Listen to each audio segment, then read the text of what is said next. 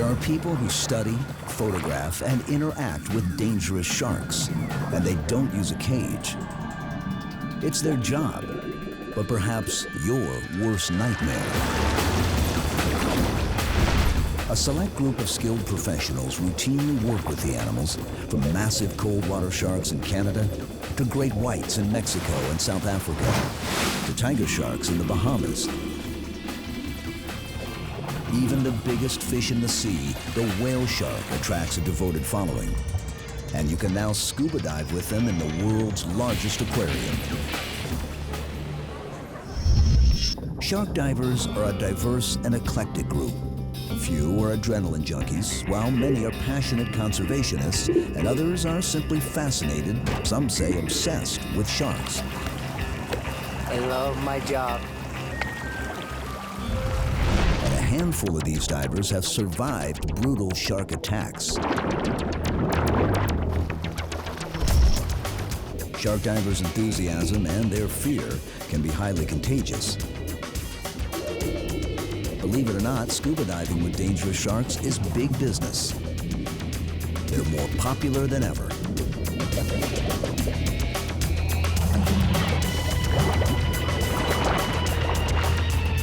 In 2008, the first tourist who paid for the privilege of an open water shark encounter was killed by a bull shark. Have we finally taken this adrenaline-fueled sport a bit too far?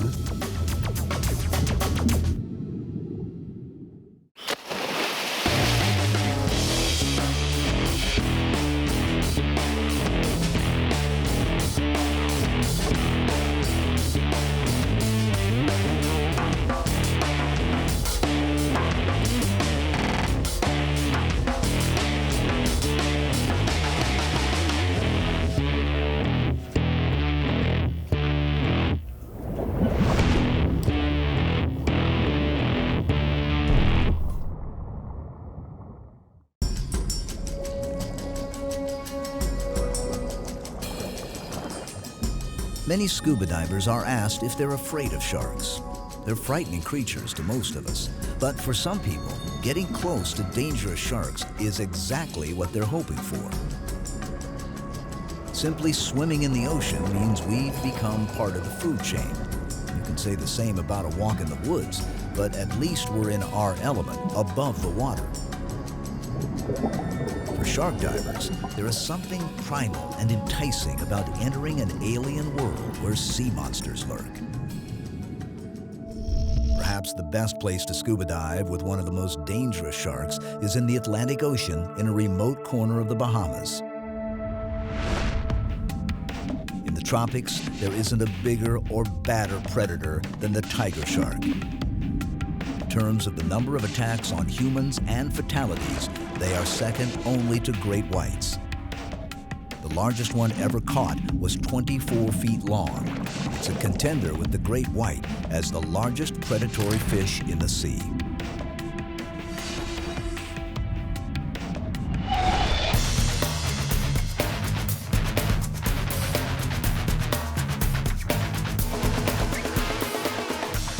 At West Palm Beach, Florida, Shark Diver magazine publisher Eli Martinez has organized a one-week expedition to the northern Bahamas to scuba dive with big sharks.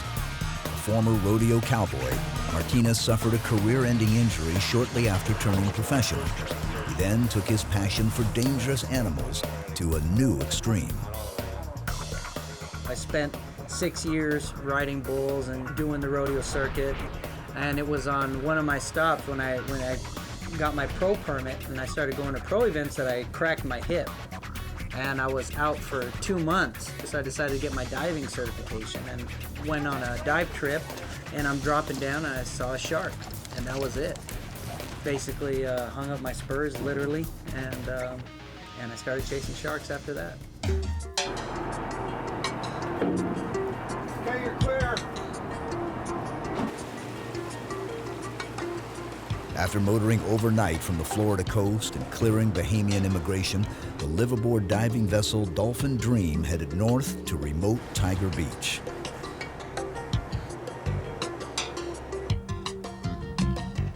Captain Wayne Smith is credited with discovering Tiger Beach and first introducing scuba divers to tiger sharks. Well, I've been coming out here 27 years now, and we came to this area and we anchored up because it was a shallow, protected area. Sometimes at night we'd have some dead carcasses and we'd throw them in the water and they'd come up and start feeding on them. And after a while, there's got to be such high demand for people wanting to see tiger sharks that we started running these trips. Everybody, welcome to Tiger Beach. As you can see, we already have a bunch of lemon sharks swimming around. We prefer everybody dive in twos so that somebody can watch your back while you're in the water. Once you jump in, just keep your hands here. Don't start waving them around or splashing. Other than that, we already got sharks here. The pool is open.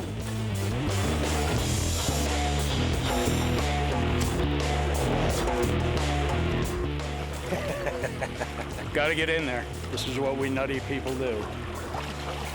This is what it's for. Yeah, my jailhouse tat. I didn't actually get it in jail. Any last words, Neil? Look after my wife and children.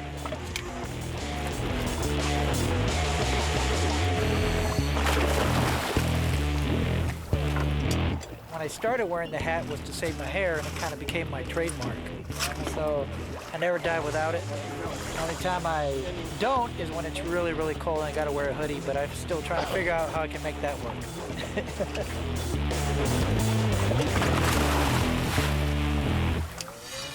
Dozens of lemon sharks are a constant presence at Tiger Beach.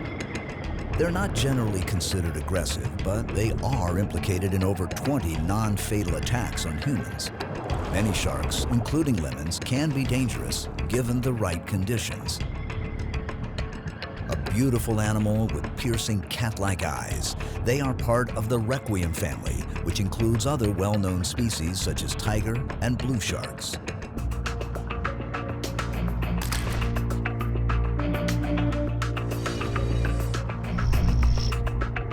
The animal everyone is here to see is the tiger shark.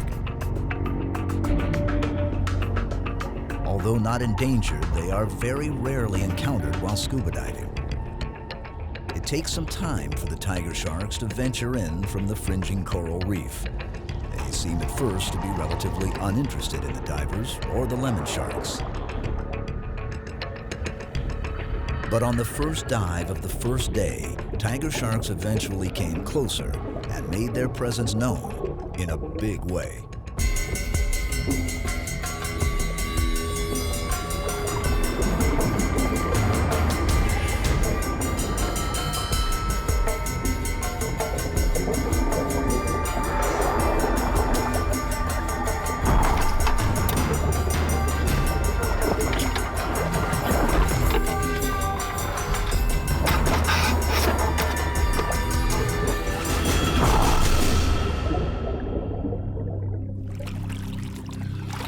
Holy crap. Man, I've done some scary my day, but that one takes the cake. You didn't want to know what was happening behind you. Did they follow me up? I was rolling on one, he came right behind you. Tiger? Yeah, took a little chew on your tank. There's nothing I could do about it. First dive, first day of the trip, I get bumped by 2 or 3 tiger sharks right in the lens, coming right at me. You were turned away from me, and this big tiger shark came swinging around, and he was coming toward me, and I'm kind of backing off. Then he swung in behind you, and I guess for some reason he decided your tank was something he'd like to investigate, so he went up and he just kind of mouthed it a little bit, and you're oblivious to the whole thing, of course. Those are big, rather impressive looking sharks, I gotta say that. Most divers rarely see sharks. The animals don't make a habit of venturing close to humans with scuba tanks. Breathing compressed air is a noisy affair, and our relatively large size usually scares them away. To the sharks here, however, we're just another big predator down there for the same reason they are, for the food. We get our fish from the fish market. It's stuff they were going to throw away. We feed that to the sharks, so it's a win-win for everybody. We recycle what they were going to normally throw away in the trash bin. Go through about 250, 300 pounds of bait per day. You get a variety of bait. A lot of what we get is what the fish houses have left over, heads and backbones after they sell to the restaurants and the public. And then we also get some bait from some of the local fishing boats that get in these bonitas, which are real oily and bloody. And they're not a food fish. Nobody eats them as foods, and they make excellent bait. We constantly have to adapt the way we're feeding them because they're clever little devils. One of the ways we do that is with the wrangling. We tend to get them excited there at the surface. We get the lemons thrashing around because they're so eager to get the bait. And that thrashing around is what's bringing the tigers in these days.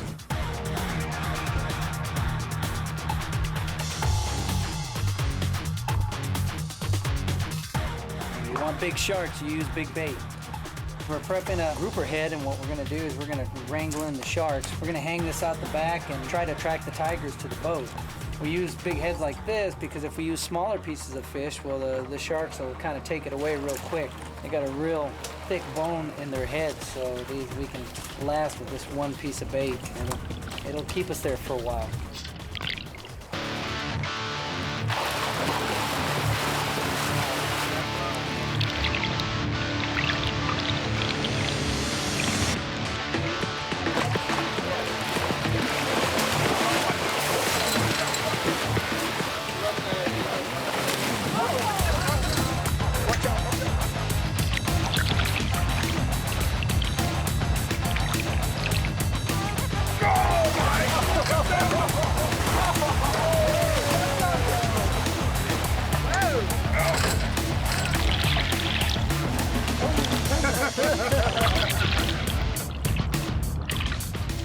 The lemons have kind of dominated this place, but they're definitely smaller in the pecking order. When the tigers come in and they want to feed, you know, there's nothing's going to stop them. The lemons will definitely give them away, especially when a big 12, 14-foot tiger comes in. You know, the lemons will leave and get out of there. The big boss here has got to be the tiger shark, absolutely.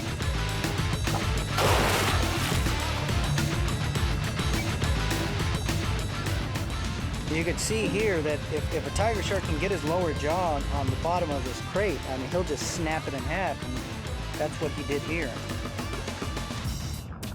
One of the things that we're noticing is that these sharks have a learned behavior, at least the tiger sharks, where we're taking our crates down there and we're hanging them, and the tigers have learned to chew through the ropes that we have these crates hanging from so that they can grab these crates and swim off with them, and at their leisure figure a way to get inside to the bait that we have hanging. And yeah, it's definitely a learned behavior. A couple of local Bahamians coming off one of the small islands out there spearfishing. I don't think he knows this is tiger shark infested waters and these guys are out there spearfishing. What do you say about that? That's extreme. That's as gnarly as it gets. Jeez. I love my job.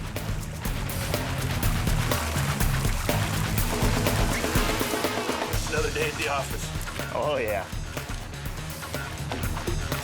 Beach riding bulls, huh? Are you kidding me? I live for this.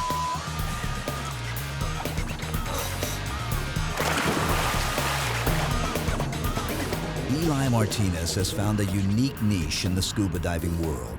His magazine, Shark Diver, appeals to both armchair shark enthusiasts and to those looking for a slightly more hands-on approach.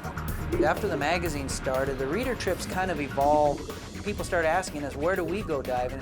Maybe they can meet up with us, or when's our next adventure? I organized our first shark trip, and it worked really well, and we had a blast. Out there in the real world, you know, you tell someone you're a shark diver, and everybody thinks you're crazy. Here, all these crazy people can get together, and no one thinks you're crazy anymore.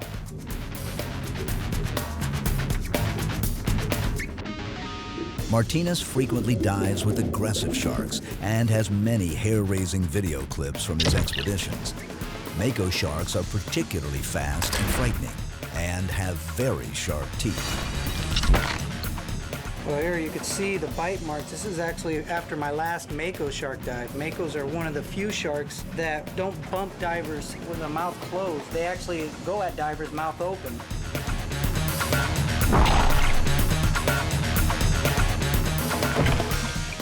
You can see the gouges from sharks as they really bite into the glass.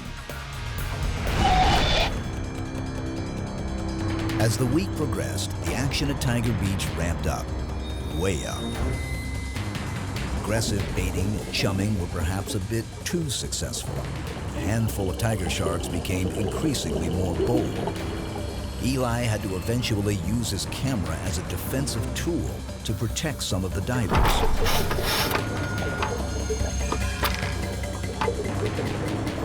Sharks don't have hands or fingers, so they sometimes ram or nudge objects out of curiosity. And in worst-case scenarios, they may take an exploratory bite.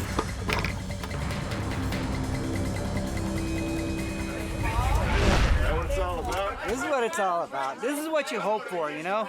That was f***ing hairy. Jesus Christ. I may have drifted into the other divers that were there, but I turned around and I'm looking straight at the face of a tiger shark, and he wasn't a small one either. Those sharks came in, they came in hard, and it was intense. It got hairy there for a little while. I think Eli was trying to come in to protect me because I'm filming one and this other one comes in. It got extremely hairy. That's what you really want. You know, everybody came back, nobody got hurt, and everybody's got a big smile on their face. Reviewing his tape after the last dive at Tiger Beach, Eli's video camera revealed an encounter that could have seriously gone wrong. This is one sequence destined for the highlight reel. There we go. Yeah. 1, 2, oh, geez. 3. And again. And again. Gnarly, man. Talk about pucker factor. That is what shark diving's all about. That's what extreme shark diving's all about. That was an outstanding dive, absolutely outstanding. Tigers, 4 tigers, nipping at the tanks, biting the cage, the food cage, outstanding. That's what it's all about. That's why we came out here. So, huge adrenaline rush, huge. Shark divers are a very small but growing community in the scuba diving world. They are a passionate group, and many are staunch advocates for shark conservation. But are they crazy? And do they take their hobby a bit too far? It's exciting to get in and watch a shark in its natural habitat. And I did a lot of reef diving in that, and it kind of got boring after a while, and kind of wanted to start getting to the big stuff and get a little excitement back into it. It's partly an adrenaline rush, but it goes a lot farther than that. It's hard to describe until you've actually dove with one or swam with one. They're just such beautiful animals. They're so graceful and powerful. You know, the more you know about them, the less you fear them. And diving with tiger sharks is great. I have done skydiving, I have done some mountain climbing, I do mountain biking, but nothing compares to it. Nothing compares to shark diving and that intense adrenaline rush you get when you first see a big shark in the water, much less 10 or 15. I've been diving for a lot of years in a lot of different places, and I've experienced a lot of different kinds of sharks. But tiger sharks are right up there in the pucker factor. I mean, the first big one you see, it's like, whoa. Shark divers have a need for a little adrenaline rush, and you can kind of see it during these shark dives. If it's a real mellow shark dive, they're not real excited. But boy, when the sharks get excited, the people get excited. You take someone that's never been in the water with a shark before, that has a positive experience in the water, they're going to come out as shark advocates, and they're going to be fighting for these animals, and they're going to talk about them in a different light. And that's extremely important because, you know, the world still looks at sharks as the only good shark is a dead shark. At the end of my days, you know, I would love to look back in my life and say, you know what, I saved a bunch of sharks. I did my part, and some sharks are still swimming out in the ocean.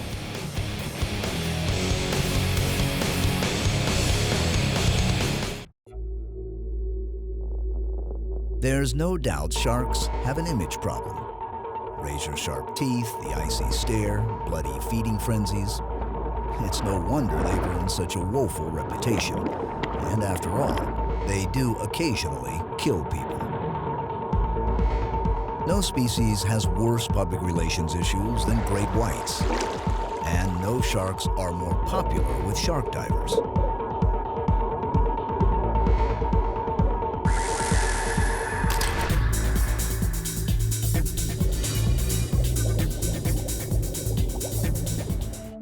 About 250 miles west of Mexico's Baja Peninsula is the remote volcanic island of Guadalupe.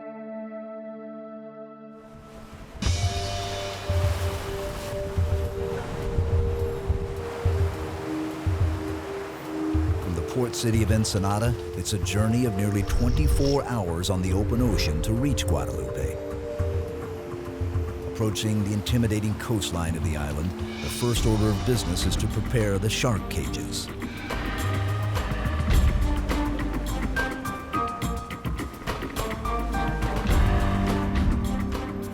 Keep lots of tension on that line, okay? This is the one that's like a jigsaw puzzle. Here we go. That's it. Just rotate it around a little bit more, please. About 1,000 pounds of cage that we're lifting here. In open ocean with a wee bit of a swell going. My goodness. Just beautiful. We put the cages in at night as soon as we get here. We like to get everything all organized and in the water just in case there's any kind of problems. It's nice to get everything tied up and to get the chum slick started and make sure that the white sharks know that we're here and we're ready for business at 6 o'clock tomorrow morning. Guadalupe is an arid and desolate outpost in the open Pacific. Towering cliffs and rugged mountains rise over 4,000 feet from sea level. 19th century whalers brought goats to Guadalupe as a source of fresh meat. The animals multiplied as intended and eventually destroyed most of the island's flora and fauna. Today, some of the few original inhabitants that remain are fur seals, sea lions, and elephant seals. And life here must be harsh. This is the realm of the great white.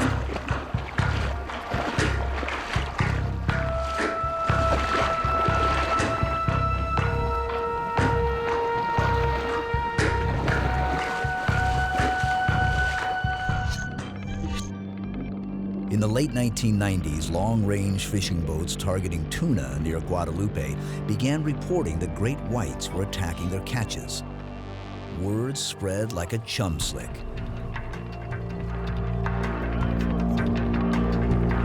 Come on, here he comes. Oh, beautiful. Oh!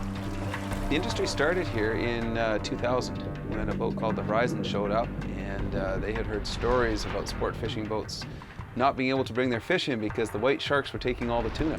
More white sharks than anyone had seen anywhere. So we came down here on a whim. I wanted to see white sharks off the back of the boat. But we got down here, I jumped in the water, I saw these enormous, beautiful sharks. I couldn't believe how fantastic they were. It was just an amazing experience. And at that point, I knew that I wanted to keep on doing this. It was just no question in my mind. And we ramped up from 2 trips that first year to 9 to 10 trips a year.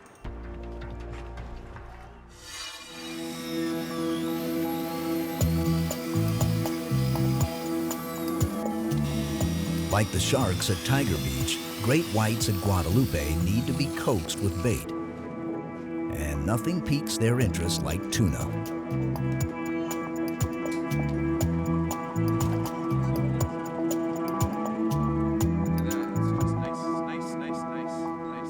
Shark baiting 101. You make it smelly, you make it bloody, you make it oily, you get all this good yummy stuff.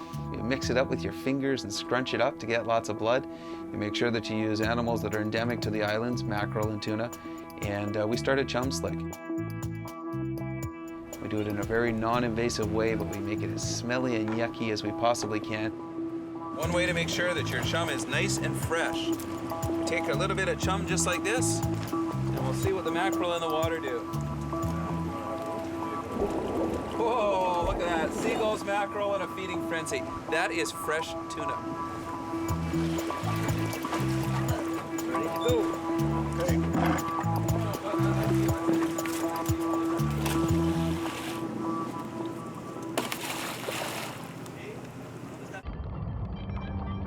It's one thing to see a great white on television or from the safe confines of a boat. It's another experience entirely to see the animals in their natural element. There simply isn't a single creature on Earth that we're more afraid of.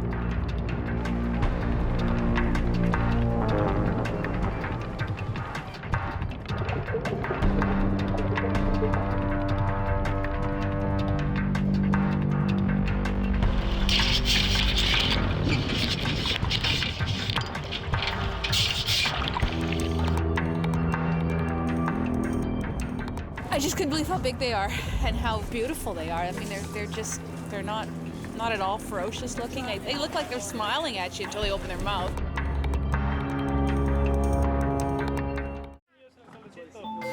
The inaugural children's trip at Guadalupe included 3 kids from Mexico and Mike and Marianne Lieber's own children, Charlie and Emily. What's your name?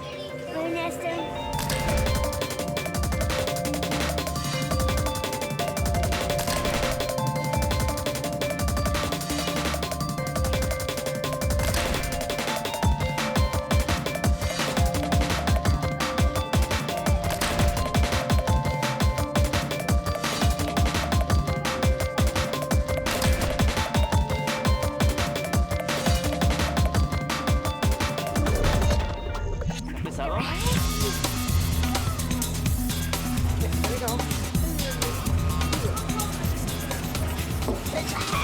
I know it's heavy, but once you get in the water, you won't really feel it. It's just gonna help you sink a little. How does that feel?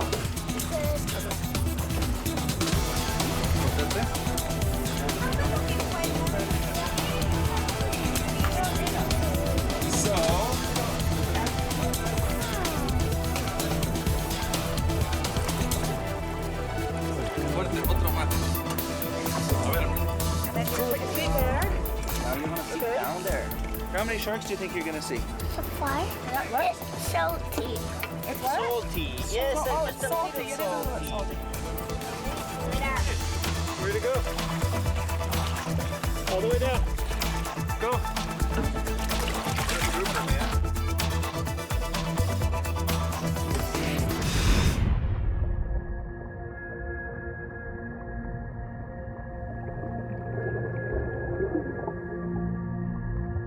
It didn't take long for the children to get the hang of breathing from a regulator.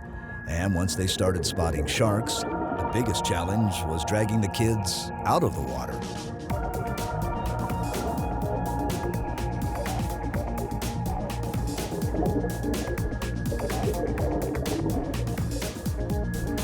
Shark coming in! Left to right! I don't recall what I was doing at 6 years old, but it wasn't diving with white sharks. I think it was like riding my tricycle around the street or something like that. Well done! That was great! Charlie, it's someone else's turn now, okay? I know Charlie did not want to come up. Every time a shark would come by, Charlie would be the first guy to go, oh, there's a shark right over there. He just did a fantastic job. I am so proud of him. I think he's just had an experience that he's never, ever going to forget. I don't think any of them have had any trepidation at all. It's been fantastic. They've been in the cages, they've seen the sharks, they've tried to help out on the boat, they want to throw the bait, they want to do everything. I mean, that's, you know, if they go and tell 10 kids and 10 more kids, it can't be any better than that. I saw 4. Did you get cold at all? Nope. Not at all? Nope. I was freezing. I wanted to come out. She didn't want to come out. I gotta go to the bathroom. And she won't come out. And I kept saying up. She's like, no. Up? No. Muy bien, mija. Pues vámonos para afuera. We brought some kids out here. We're just wrapping the trip, and it succeeded beyond my wildest expectation. Every kid, every one of them, got in the cages, ended up spending hours and hours in the cages. We had to drag these shivering little 5- and 6-year-olds out of the water after an hour or two because they didn't want to come up. They just loved watching the sharks going by. And I can't wait to find out what happens when they get home and they start telling their friends. Dr. Mauricio Hoyos is fascinated with great whites. There's no permanent research facilities on the island, so he teams up with tour boats as a ship's naturalist. He's particularly excited to be working on this inaugural children's trip. When I was a kid, I remember that we went to the United States and my father gave me $20 and he told me, okay, this is all the money that I'm going to give you. You have to buy a lot of toys or whatever you want. And there was this small shark and it was $20. I bought it because I really wanted it. And my father was really upset because he told me, hey, that's all your money. You have to, you can buy a lot of different toys. No, I want that toy and I still have it. Because since I was a little kid, I loved sharks.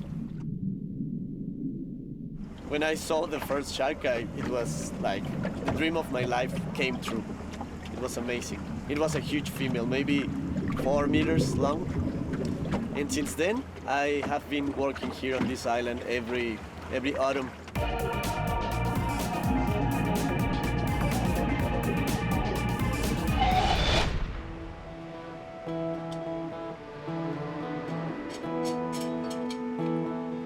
To gain a better understanding of the sharks' local movements and their long-distance migrations, Mauricio utilizes high-tech tools such as satellite tags and acoustic transmitters.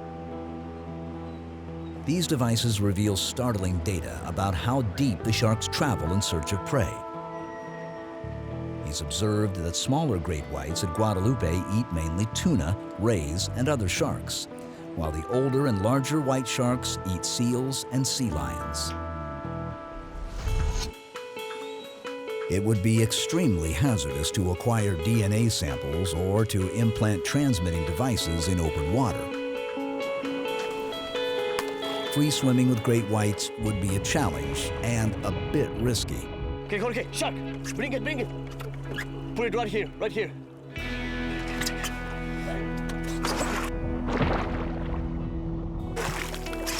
Okay, excellent. Outfitted with an acoustic or satellite tag, the sharks reveal their depths, migratory movements and locations, and even water temperatures.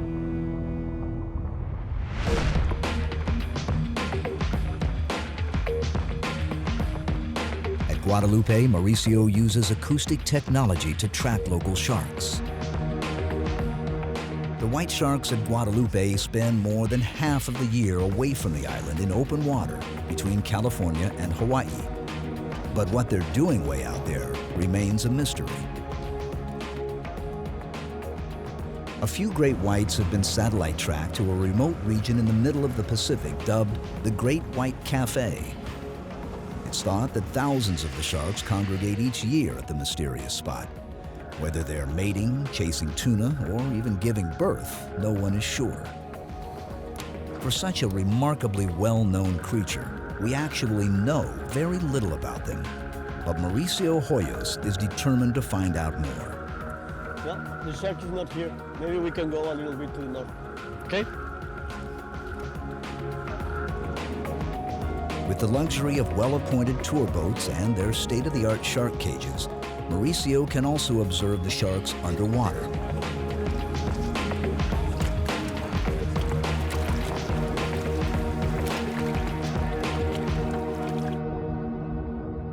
Photo ID is another tool in the young researcher's arsenal. Each shark has unique markings, scars, and patterns. With a bit of luck, Hoyos will have many more seasons at Guadalupe to answer some of the questions surrounding these intriguing animals.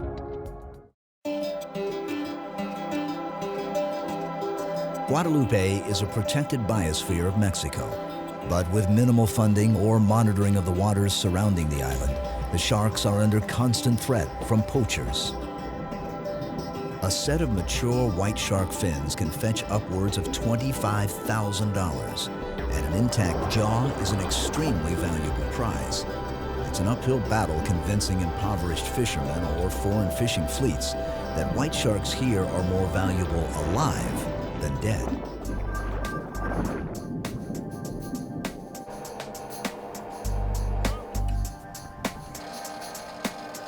I love these animals, I really do. These white sharks are amazing.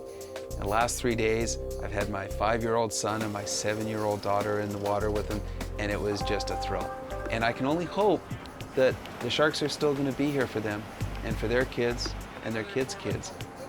Nothing could have given me a greater thrill than to have spent an hour and a half in the water with Charlie this morning, having him point out the white sharks to me.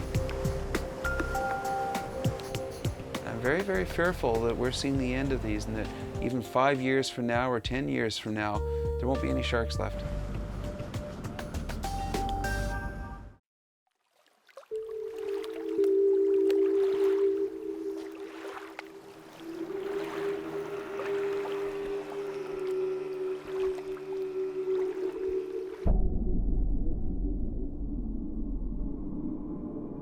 Shark diving is not confined to the tropics or to shallow temperate waters. In the dark, frigid realm of the deep sea lives a mysterious giant, the six-gill shark. Ancient hunters, unchanged since dinosaurs roamed the earth, they inhabit great depths.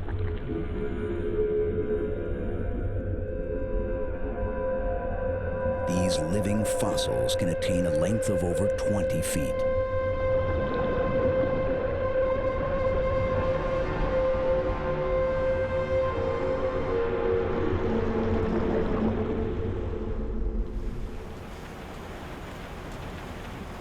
There are only a handful of places where six-gill sharks are frequently encountered in shallow water. Washington State's Puget Sound and the Pacific coast of Canada. One of the best places to photograph and study the sharks at scuba diving depths is British Columbia's Hornby Island.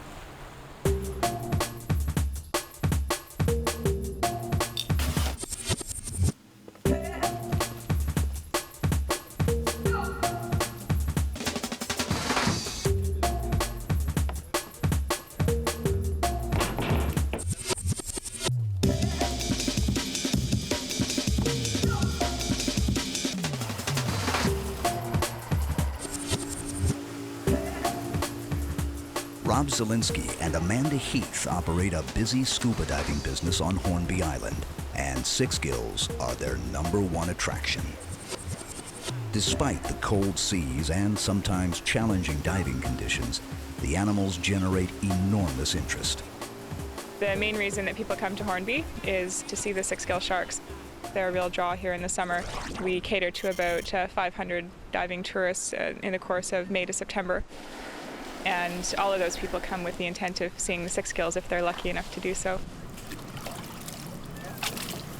Hornby Island is a unique location in that it's one of the few places in the world where we can observe six-gills in water shallow enough to scuba dive in. In many cases, they're found at depths of several thousand feet, which is unreachable by people under most circumstances. Sport diver tourists come here, as well as scientists, film crews, still photographers, etc., who are interested in an opportunity to see the six-gill in its natural habitat.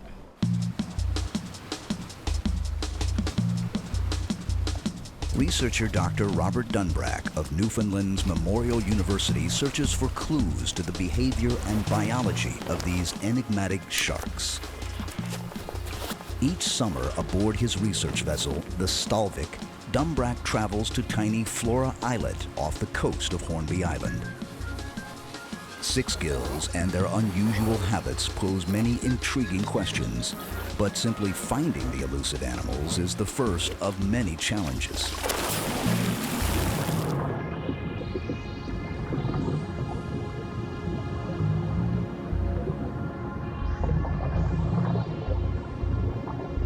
It was much more difficult than we originally thought it might be to work on the six-gills. We thought we could just do a bit of diving and the six-gills would be there and we could make behavioral observations in a way that we might do on, let's say, polar bears or some sort of terrestrial mammal.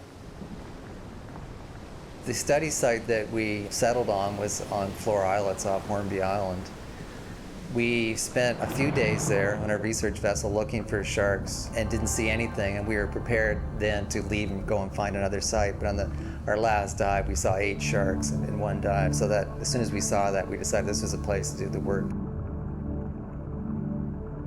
The unanswered question about these sharks, of course, is why are they coming into shallow water? They're deep water sharks. They're known virtually throughout all the oceans of the world, but only from deep waters. A natural thing to conclude is that they're coming in to feed, because this is what animals have to do most of the time, is look for food, but we have no evidence that they are feeding. It's not known whether they feed at night and maybe come onto the reef during the day for some other reason.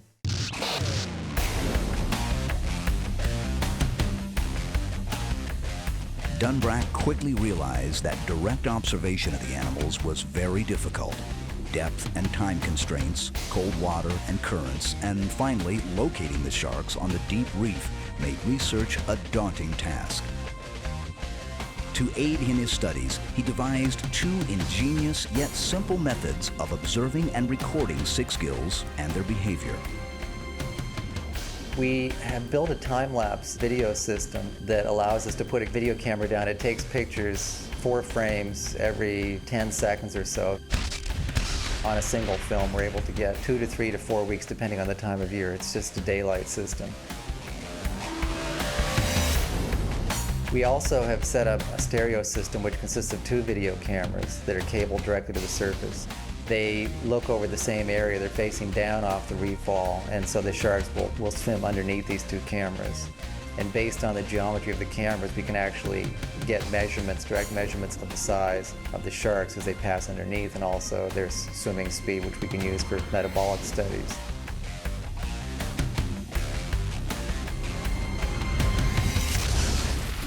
That's right. That's the moment of truth.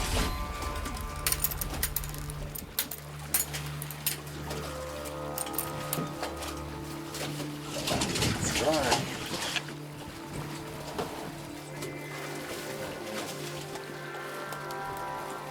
Early in the summer field season, Dunbrack made a curious discovery. Harbor seals and stellar sea lions, prey for other large sharks, were interacting with the 6 gills. Video monitors and time-lapse cameras revealed the startling behavior. And what was that being? Oh, that's interesting. That's a seal, right? A seal. Chasing him. I don't believe this. Wow, it's amazing. The seal's directly underneath the shark, sort of coming underneath him, is sort of buzzing him. 6-gill sharks are not known to feed on seals or sea lions. It appears that the playful mammals are simply curious about their large visitors from the deep.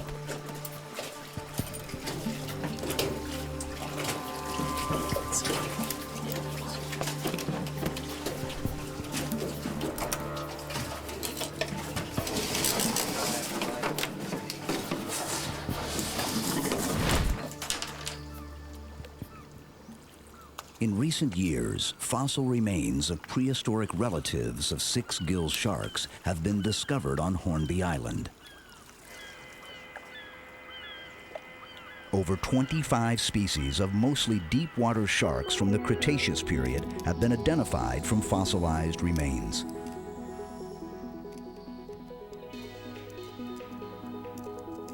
Fossil shark teeth are very common, but they're usually attributed to shallow water species. These puzzling clues appear to suggest that 6-gills and many other deep water sharks frequently ventured into shallow seas. Within a stone's throw of the site where we were watching these sharks swim around, there are fossils of the sharks that have been there over 65 million years ago. And looking at the teeth of those species, they're virtually indistinguishable from the teeth of the fish that we were looking at. Within the last 100 million years or so, they probably haven't changed much at all. It's very unusual. With the collapse of many traditional commercial fish stocks, 6-gills were briefly considered a viable new fishery. But with little knowledge of their population, reproductive and growth rates, this ill-conceived plan was put on hold. Trying to run a fishery on a species like the six-gill is very problematic. It's a large fish. It's certainly long-lived and has very low rates of reproduction, so the sustainable exploitation rates would be very low. So a large shark that might be 60 to 100 years old might fetch just a few dollars, whereas we do know for a fact that this species probably brings in several $1 million a year just to the dive tourism industry as a living resource. The more people that interact with the sharks in a passive manner as divers and get a positive experience, the better it is really going to be for the shark. Despite many unanswered questions and an uncertain future, six-gill sharks inspire tremendous respect from both scientists and scuba divers. Rob and I consider ourselves to be very lucky in that we're members of a very small select group that have seen a live six-gill swimming in its natural habitat. It's something that many people can never dream of doing. It's an exciting thing to see this shark moving in its environment. It's really hard to describe the feelings that you have when you first encounter them. To put it in terrestrial terms, it would be similar to going through a hike on the West Coast and running into the elephants and the giant sloths that used to live there 12,000 years ago. It seems like a throwback to times when animals were bigger and more plentiful on these reefs. And it's a very stirring experience. There's virtually nothing that we know about this species, so anything that we get is going to be useful, and there's so much to know. It's something that could keep us going for many, many, many years.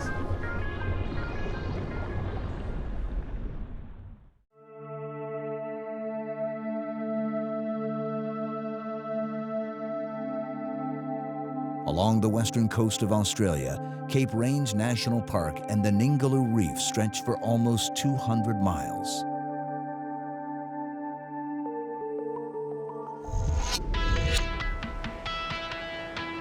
Perth is a remote city on the edge of a remote continent, but that's not where the whale sharks are.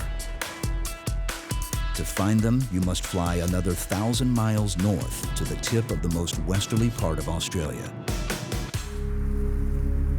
This is about as far as you can get from anywhere in Australia. Until 1967, there wasn't much to speak of at Cape Range, except perhaps for a few fishermen. The Cold War was in full swing, and the U.S. Navy built a submarine communications base on Australian soil. The radio towers are the tallest man-made structures in the Southern Hemisphere. The base eventually closed down in the early 90s, and the neighboring town of Exmouth lost their main employer. The economic forecast was grim. The whale sharks, of course, had never left. It took a transplanted village doctor from England who loved scuba diving to help sow the seeds of a new industry. I'm a general practitioner. I had become very keen on underwater photography and bought myself a small cine camera before I went to Exmouth.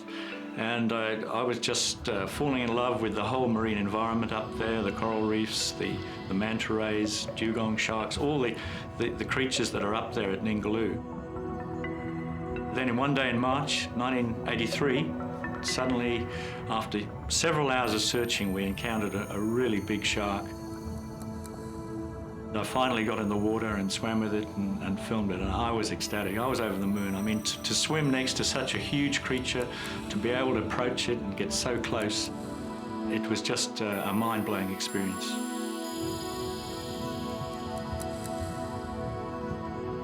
I knew that whale sharks had been seen at Ningaloo before occasionally, but really nothing had prepared me for the numbers that we would see coming in each autumn.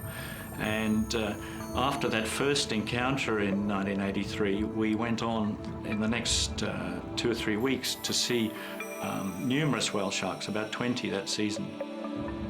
Taylor had stumbled onto a remarkable annual event. Each year, from March through June, giant whale sharks appeared seemingly out of the blue. Jeff theorized that for a few short months in the austral fall, whale sharks gathered, attracted by seasonal spawning events at Ningaloo Reef. He didn't realize the potential of his discovery at the time, and even thought about keeping it a secret. But his pioneering research and film footage eventually brought the story to the world. Television networks, marine biologists, and eventually tourists began flocking to Cape Range to witness the annual whale shark migration. Taylor is now considered to be the father of whale shark tourism in Western Australia.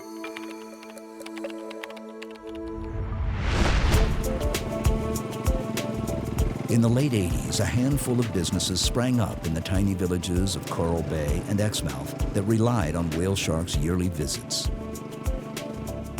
Animal-based ecotourism is now the #1 industry. I have to tell you about a day this season. They spotted a very large whale shark. Our crew estimated it to be probably about 14 metres in length, which is just about the length of the boat we go out on. From April to July, whale sharks are an enormous part of our business. They're very important to us as a community and as a dive center. We have clients from all over the world, and that's especially interesting when you consider how far away we are from everything. Our season so far has been fantastic. We had excellent sharks starting about the beginning of April, and we expect them to run till about the 3rd week of July this year. My first whale shark was in about 1996, and I see this enormous fish swimming out of the blue and suddenly materializing in front of my eyes. It was one of the most incredible experiences I've ever had.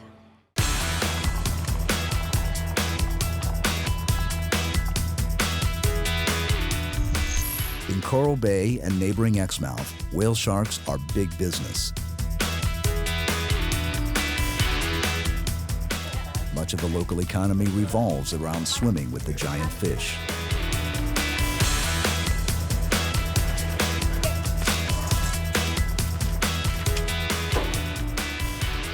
Today, marine conservationist Brad Norman is joining a diverse group of tourists from around the globe. Okay, good morning everyone and welcome to Exmouth Dive Centre and your whale shark adventure of the day. We have had a lot of action out there. Yesterday we must have swum with 5 or 6 whale sharks. Okay, yay!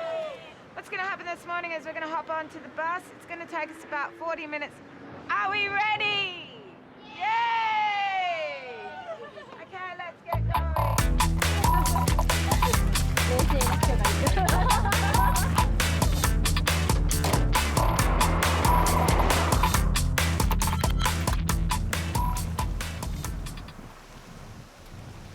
Whale sharks are the #1 attraction at Ningaloo Marine Park at this time of the year, between about April and June. There's more than 7,000 tourists per year swim with whale sharks, so it's a really, really big industry to the region, and it's great to get that many people interested in whale sharks and taking the message about their conservation back to their friends and family. The whale sharks are found in deeper water outside the shallow reef. Smaller skiffs ferry the tourists out to the dive boats waiting just offshore. For Brad Norman, the people on this whale shark watching trip are more than just tourists. They're research assistants, helping to unlock the mysteries of this fascinating animal. Swimming with whale sharks, that's what people come here to do. But there are strict guidelines. The maximum number of divers in the water at one time and the minimum safe distance from the animals. Once you've seen the shark, you move to the side, okay? You'll be in front of it, it'll come towards you, move to one side, then turn around and just start swimming alongside the whale shark. Hey guys, I got a whale shark down here. Okay, hands up in group 1. 1, 2, 3, 4, 5, 6, 7. 2 more, who else is in group 1? In group 1? Group 1. Okay, quickly. Okay, go, go, go!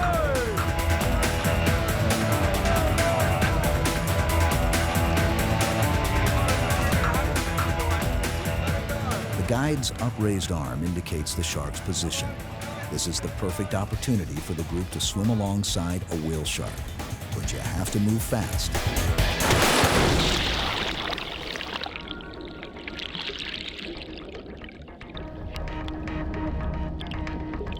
So little was known about whale sharks around the world, and I got to reading about them. I've been to Ningaloo and I was helping with some other research on fish. heard about the whale sharks and got very interested in trying to learn more about them. Then the opportunity came up where I could swim with a whale shark for the first time, and it really was one of the most amazing experiences I can remember. Jumping in the water into the deep blue, we're in about 90 or 100 metres, and looking under the water trying to see something coming at me, and then all of a sudden out of the blue come this massive, massive creature. I mean, the size of a bus. It literally was a bus underwater coming towards me, and I was just shell-shocked. I was just looking at it go past, and it was so graceful and so beautiful. It really made me really want to help this species as much as I could.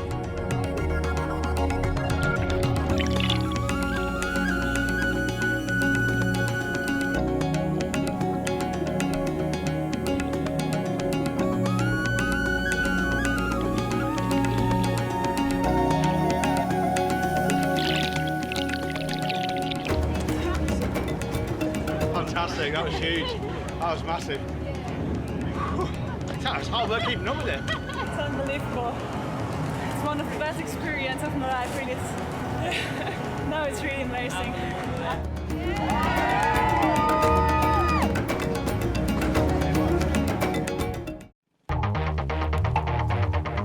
Basically how the aerial spotting works is the planes go up and spot for the boats, cruise along the reef, search various grid patterns, and then when we find a shark we'll call the boats, give them a position on the reef, and then basically talk them into the shark using the clock code, so 12 o'clock at say 4 or 5 boat lengths for the boats, and talk them in through about 400 metres into the shark and then onto the shark, and they take over once they get a visual.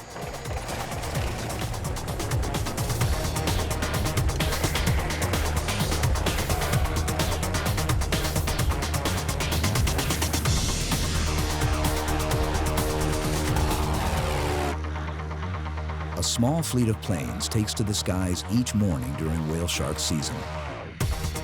It would be difficult for dive boats to find the animals without aerial spotting. Even though the sharks are frequently at the surface, they don't breach or surface for air like whales do. C-Zone, this is Norwest there. Yeah, go ahead, Norwest there, C-Zone here. Yeah, g'day Craig, I've just picked up about an 8-metre shark here off your 1 o'clock, about 15 boat lengths. Yeah, righto mate, you just talk me onto it, I'll be there in a second. Yeah, righto mate, you let me know when I'm within 4 boat lengths. Roger, will do.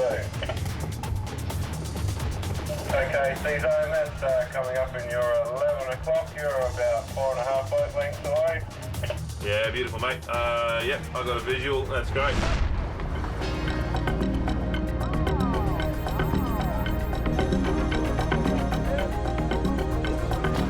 Okay guys, go, go, go!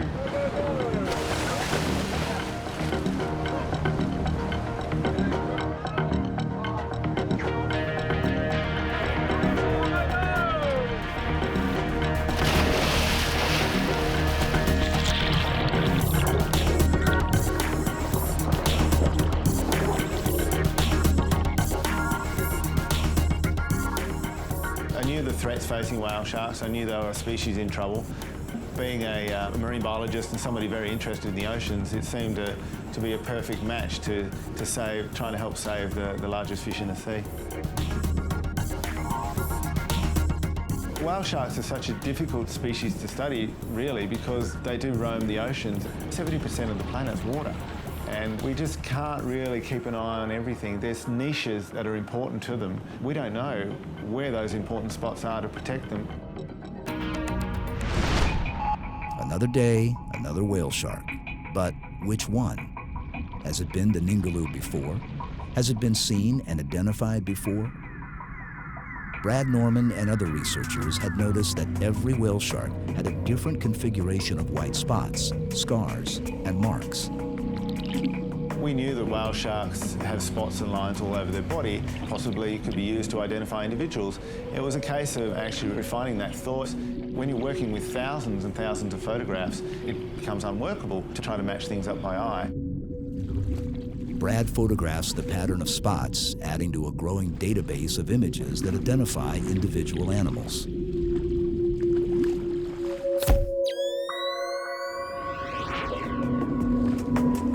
Science and conservation depends on data, and for whale sharks, photography is a primary tool.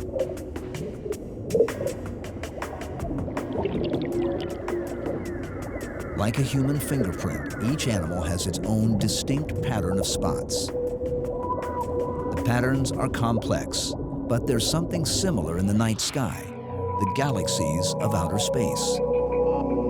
There was an existing technology that could catalog distant stars and planets. NASA's Hubble telescope utilized an advanced computer program to identify astral bodies. With the help of a computer programmer and an astrophysicist, the NASA technology was modified and adapted.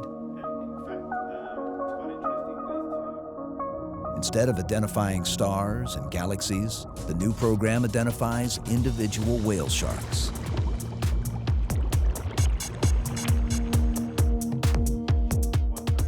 The process starts with a photo of an area near the 5th gill slit, and the spots are connected with triangles. The computer program then analyzes the image and compares the information with other whale sharks in the database.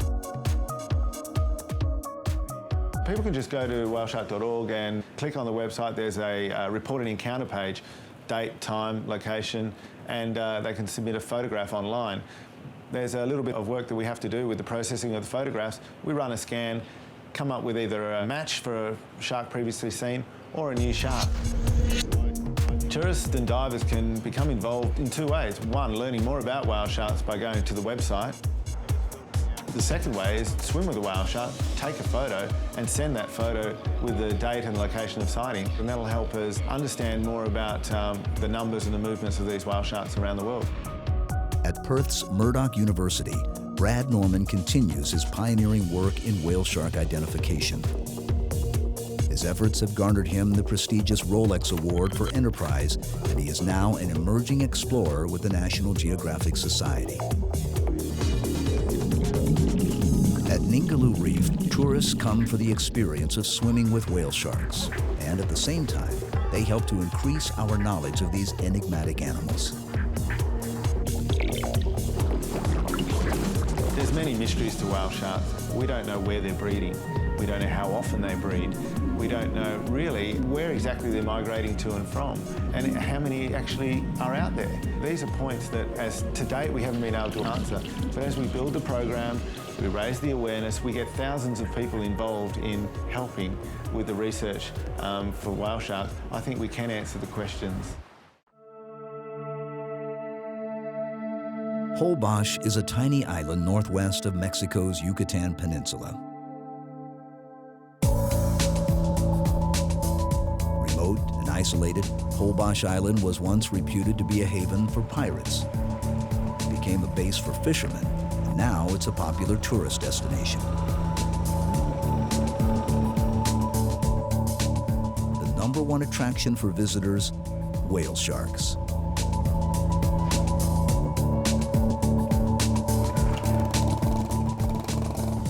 Every summer, nutrient-rich water from the Caribbean Sea flows south across the shallow continental shelf. The currents fuel a massive plankton bloom. Like coral spawning events off Ningaloo Reef in Australia, this feast of zooplankton and fish eggs is a magnet for whale sharks. The sharks attract scientists like Denny Ramirez, a marine biologist from the Biological Research Institute in La Paz, Mexico. Good morning. Morning. How are you? The whale sharks also draw tourists, lots of them. Ecotourism has dramatically changed the economy of this tiny island. Fishermen have become tour operators. This was a village of fishermen, and they would see the whale shark every year. But they never thought it would be something important for them. The best strategy to find whale sharks: get out on the water early. It can take hours to locate the animals, and there's no aerial spotter planes at Holbox. Rafael de la Parra is the coordinator of the Domino Project, a unique program that partners scientists and tour operators to study the sharks and to regulate tourist activities. And sometimes the best way to find whale sharks is to follow the local tour boats. They are pretty well organized right now. They will take turns and they will try to not bother the animal. They will wait a little and 3 people in the water at the same time, then they will drift away, then another boat comes and drop his people again, and so on.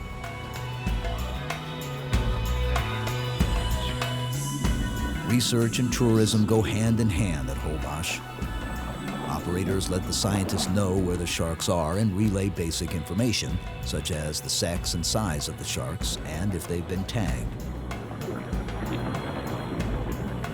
But today, there's only one shark, and that creates a problem. Tour operators take priority, and the researchers must wait for their chance to work on the animal. The standard rule is that tourists go first and scientists go last. Finally, the tour boats are finished for the day. Before the shark has a chance to get away, the researchers spring into action. The first order of business is to implant a yellow ID tag. This is a new shark, one that hasn't been seen or identified before.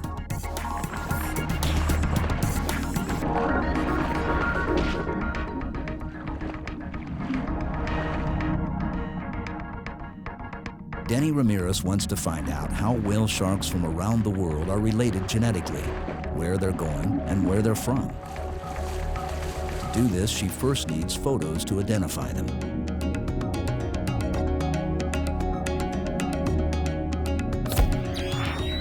Denny and other scientists at Holbox send their photo ID images to Brad Norman's database in Australia. Together, researchers around the world are starting to gather a broader understanding of population numbers and global distribution. What's the number? The number of the picture is 44260.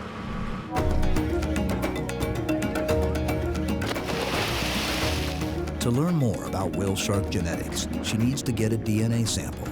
She's an expert freediver, but it's still a challenge to keep up with the big animals. Skillfully, she extracts a tiny piece of flesh with a sharp tool.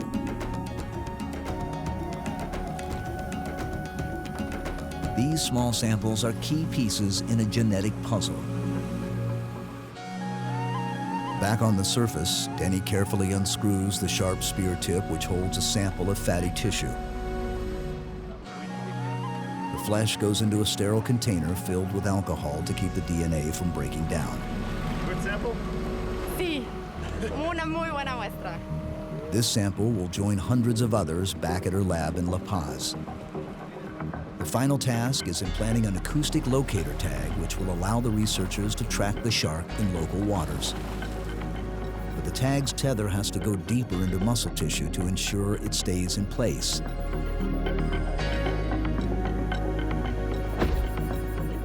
It causes the animal some discomfort, and it leaves the scene quickly.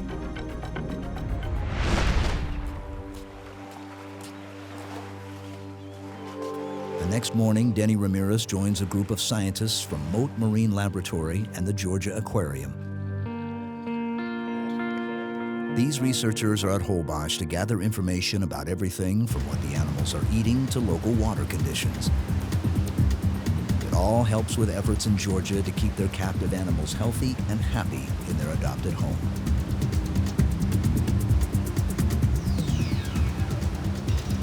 The work that we're doing here in Holbox complements the work that we do at the aquarium in a lot of ways.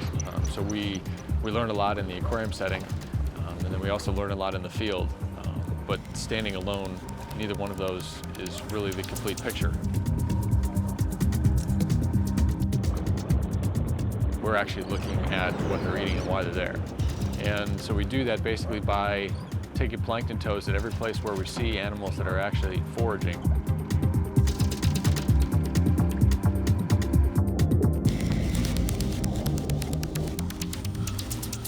Yesterday and the day before, it was fish eggs.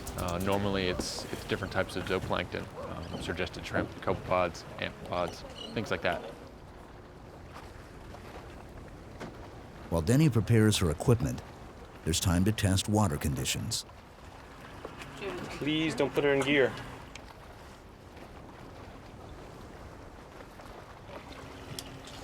It's a lot colder down toward the bottom. Almost 30 degrees at the surface and 24 degrees down, 50 feet down. Once various studies are completed, the scientists begin searching for sharks. But just like the previous day, the research team has difficulty finding any animals. They have to rely once more on the tour boats. Lured by booming ecotourism, unlicensed and unregulated boats from as far away as Cancun are now crowding an already saturated market. Whale shark ecotourism has really taken off in the last 5 years. If ecotourism on whale sharks becomes too predominant so that in all areas of the world boats on virtually every animal, I think that the effect is going to be negative in the long run, and I think that ecotourism is going to end up being overall a negative impact on the whale shark population as a whole. I fear that we're going to drive the sharks away from these important areas where they come to feed. As the tour boats wind down for the day, it's time for the scientists to get to work. This is a pop-off satellite archival tag. This tag accumulates information on sharks' depth and temperature of the water and the locations of the shark as it migrates. And we insert this dart head underneath the shark's skin, and it rides with the shark then. And then at a preset time, the connection between the tag and the tether releases. In this case, in 90 days, it will come to the surface where it floats and then send all of its data back to us in the laboratory via satellite. It appears to be another unidentified shark. First, Rafael de la Parra implants an ID tag. The shark now has a number. In just a few short seasons, the team has tagged and identified over 600 animals. Denny quickly gets her DNA sample, and Bob Huter successfully implants the satellite tag.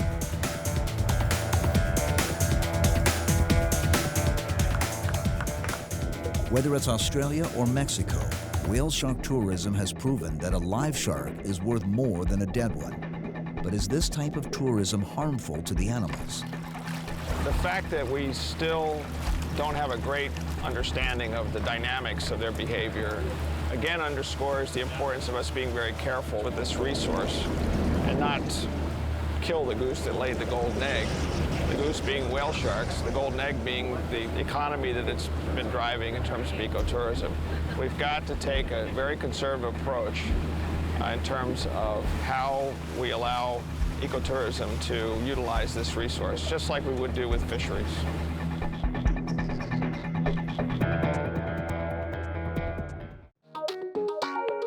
One of the best places to snorkel or scuba dive with sharks is, surprisingly, the Georgia Aquarium.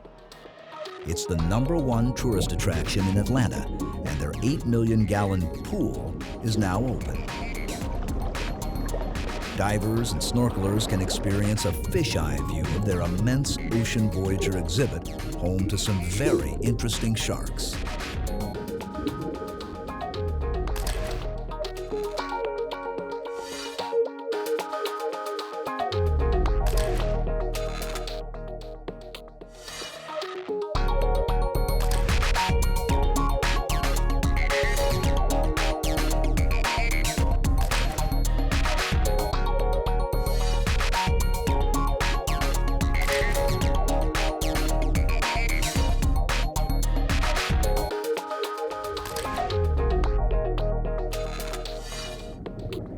The purpose of aquariums across the country, around the world, really is to inspire people to connect with nature. We want to take it to the next level. When you come to Georgia Aquarium, you're guaranteed to see whale sharks and hammerheads and zebra sharks. It's one thing to look through a window through glass to the animals. It's another thing to be able to get in the water, to be in their environment, to understand what it's like to be an animal in the ocean. If we can get people in there, they become conservationists. They care more. In the summer of 2008, the Georgia Aquarium opened its main exhibit to scuba divers and snorkelers. The first groups to sign up provided a behind-the-scenes look at their experience. Well, the first order of business is we're going to vote somebody off this island, okay? And I have immunity, so you guys have to look at each other and decide who you're going to vote off. A thorough briefing covers safety issues for both the divers and the animals. Species identification, site orientation, and a short video are all part of the experience.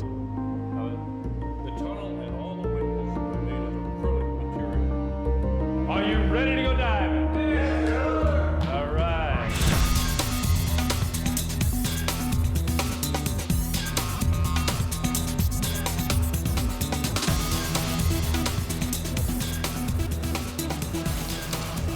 State-of-the-art scuba gear is prepared for the divers, but there's still one more briefing. I'm going to run through a few things real quick just to give you a general idea of what's going on in our exhibit today. Also to give you a few guidelines for your safety and for the safety of our animals. It is a rare treat indeed to scuba dive in an aquarium.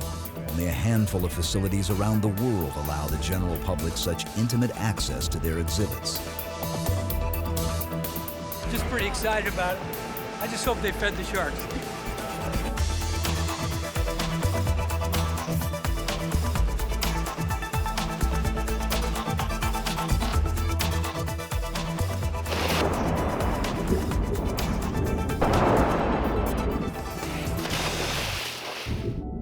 Many of the participants in the first few days of the program were celebrating birthdays or were signed up by friends or relatives as a gift. Others viewed it simply as a once-in-a-lifetime experience not to be missed. Okay.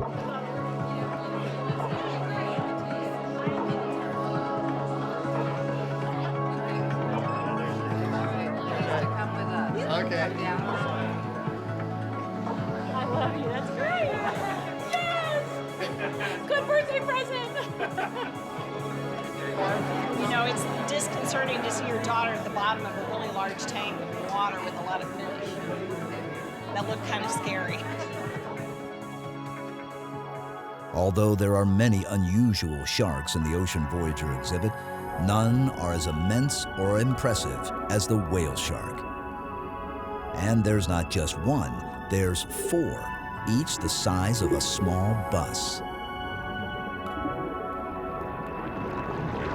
Well, it's unbelievable. You know, you dive in the ocean and you have all this beautiful wildlife around you, but it's dispersed. It's kind of a condensed version of all the dives I think I've done before. It's just an incredible experience to have that much wildlife all confined around you at one time.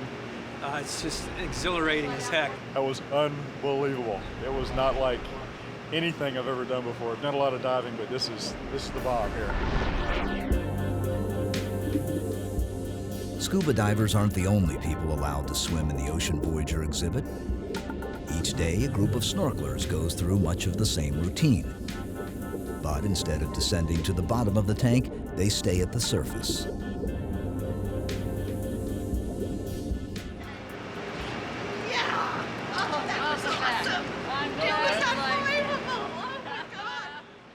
Check that off the bucket list. Swam with dolphins, now with whale sharks. That's good. Perfect. Gotta squeeze them in. I'm 69 already. In an aquarium, they're all well fed. There's no threat, there's no worry. They look at you, they ignore you. It's a great feeling, especially for a cameraman who doesn't have to worry about getting nipped in the open ocean. This is a great place. This is where I'm doing all my filming from now on.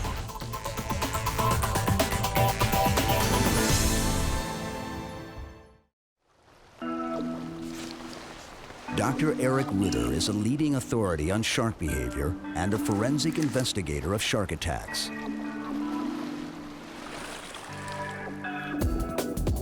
Ritter has been instrumental in helping to change the popular perception of sharks as terrors of the sea to a vital species which deserves protection. Over the past 2 decades, Eric has introduced hundreds of students, photographers, and biologists to sharks. With a keen passion for the animals and their plight, he is one of few researchers who dares to freely swim with dangerous sharks. Ritter works exclusively outside the protection of a cage. What I'm studying is the body language of sharks. I'm interested in how sharks express their intentions when they approach humans. Shark-human interaction is a very new field, but it's most likely the very field we need to understand these animals. We cannot just observe them by sitting on boats, sitting in front of aquariums. We have to interact with them. My main theory is that sharks are as predictable as dogs, parrots, cats. Animals that we are comfortable with, animals that we're used to. We're not used to be with sharks. We have to just give them the chance to let them interact with us.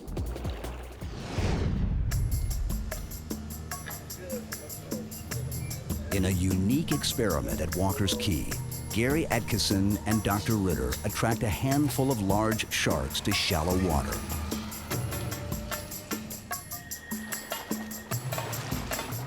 One of Eric's more controversial theories is that dangerous animals like bull and lemon sharks are not inclined to attack humans, even when enticed with bait.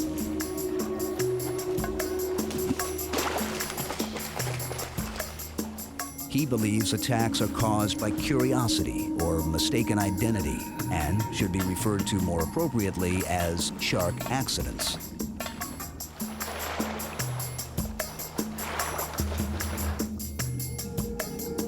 More than 80% of attack victims survive, mainly because sharks realize their mistake and don't return for a second bite.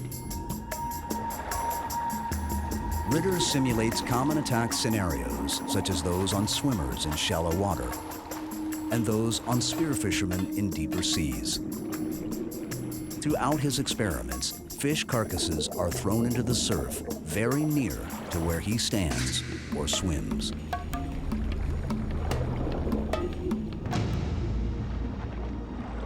The most often seen accident scenario we have is through exploratory behavior, meaning the animal sees us, not us as a human being, but us as an object.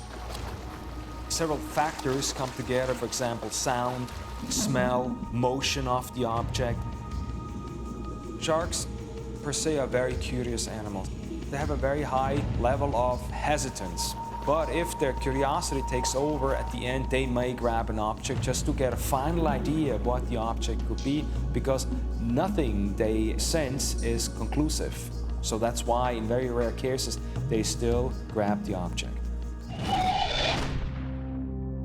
In the spring of 2002, after nearly 2 decades and over 1,000 dives with dangerous sharks, Eric's luck finally ran out. He was severely bitten on the leg by a bull shark. A journalist accompanying Eric nervously paced and stirred up debris, reducing visibility. Quickly, the situation turned deadly. A large female bull shark was cornered between the two and lashed out at Eric.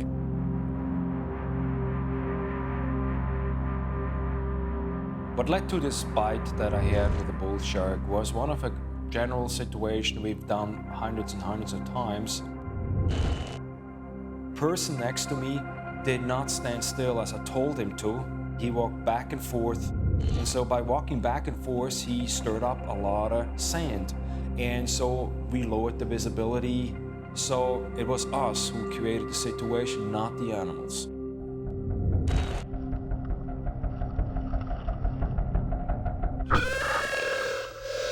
The second I got bitten, I lifted my leg right away because I had to get out of her mouth. And the problem is, if you have a 400-pound animal attached to you, there's nearly nothing you can do. I mean, you always hear, well, hit an animal, do this, that doesn't work. She let go, I looked at my leg, and I realized, first of all, it's not much left, and second of all, I knew I'm gonna die within the next 2 or 3 hours because I've seen many of these wounds, and I knew how they're gonna end if they do not get proper treatment. Eric was fortunate. A small plane and its pilot were on the island at the time of the accident. Within 30 minutes of the bite, he was on his way to West Palm Beach, where a team of doctors was waiting. He nearly died due to an enormous loss of blood. Once stabilized, it appeared that he would lose his leg, but skilled surgeons miraculously managed to save it. Months of rehabilitation and a determined will spurred an amazing recovery. Additional reconstructive surgeries and skin grafts helped to restore use of his leg.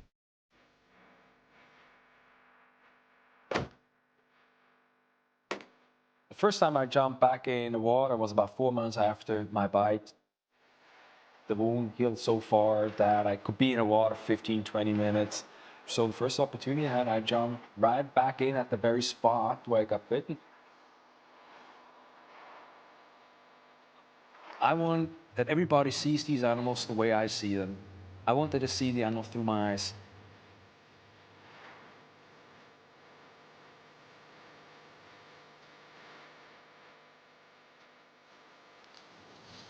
I see it even more clear what we have to do. We have to destroy the myth, the bad rap of these animals, portray them the way they really are. They're fascinating, incredibly intelligent, curious. So I'm back in the water. I interact with sharks more than ever. So I'd say I do this for the rest of my life.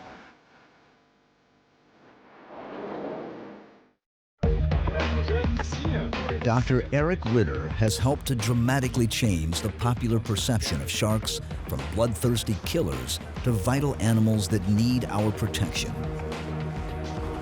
A leading authority on shark behavior, Ritter has spent thousands of hours in the water with sharks. He also devotes much of his time to forensic investigation of attacks, or as he prefers to call them, shark accidents.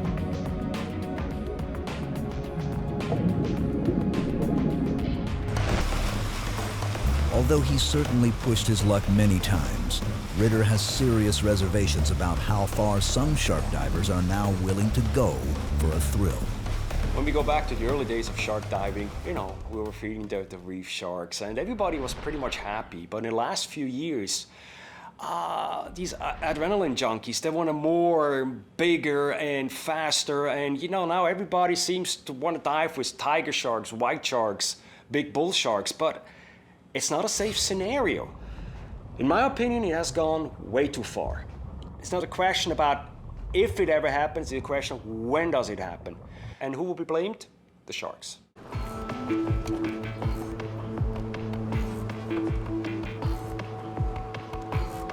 Back home in Florida, one of Eric's new endeavors is the Shark Accident Victims Network.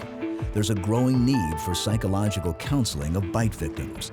And today, Ritter's traveling to neighboring Alabama to meet a potential mentor and fellow shark attack victim, Chuck Anderson. Hey, Chuck. Hey, how you doing? How you doing? Nice to meet you, finally. Same here, finally, huh? Doing okay? Yeah, how about yourself? Doing well. A champion triathlete, Chuck Anderson was swim training for a national competition when a brutal encounter with a bull shark forever changed his life. It was 6:38 a.m. in the morning, and I took about 2 more strokes in the water, and about that time, boom, it hit me from the bottom. And I started looking around, treading water, and I put my face down in the water, and when I did, it was coming up from the bottom at me. And I just instinctively threw my hands out to push off of him, and when I did, he took all 4 fingers off my right hand, and all that was left was my thumb. Just like a surgeon's scalpel, it just cut them off clean. There was no pain at that stage of the game, so Finn actually was coming through the water at me, but as soon as he got past me, he was attached to my arm, and he immediately took me to the bottom. It was about 15 feet of water, and he went into that feeding frenzy where he was just gnashing from side to side and dragging me across the bottom and on the sand. All of a sudden, my feet started dragging the sand, and I wiggled out from underneath him, and when I did, I pulled real hard, and my arm just stripped off in his mouth, and I fell backwards into about thigh-high water and ran immediately to the beach, and knew that I was a very fortunate man when I got there. Had a big smile on my face, and the lady asked me what I was laughing at, and I said, Karen, I ought to be dead. I'm lucky. A handful of high-profile shark attacks in 2008 created the usual media frenzy. But the death of the first tourist who actually paid for the privilege of scuba diving with sharks created a firestorm of controversy. Have we finally taken things too far? To go to the extreme of trying to challenge the sharks, trying to bait the sharks to come around people and to pay money to do this, it's just not natural. I mean, if you're not educated in exactly what you're doing and you're a novice at it, then you're taking a risk. I'm not in favor of it. Each to his own. If somebody wants to get into it, then be aware of what the consequences could be, because I promise you, when a shark gets a hold of you, it's not a good experience.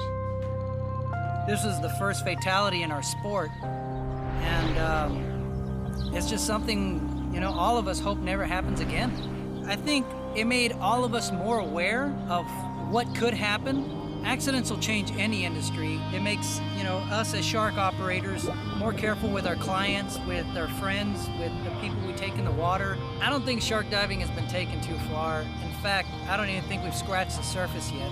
There's still a lot of things left to do in the water with these animals. Still a lot of things left to learn, to see. I'm just tickled and excited to be part of that and to be part of helping to push the sport to the next level. If personal experience leads to empathy and better understanding, there's no question that diving with sharks is a good thing. And even with more scuba divers encountering more sharks, the frequency of attacks has not increased. Whether shark divers are crazy adrenaline junkies, enlightened conservationists, or both, there's no denying their passion for these threatened animals. Many people still share the notion that the only good shark is a dead one.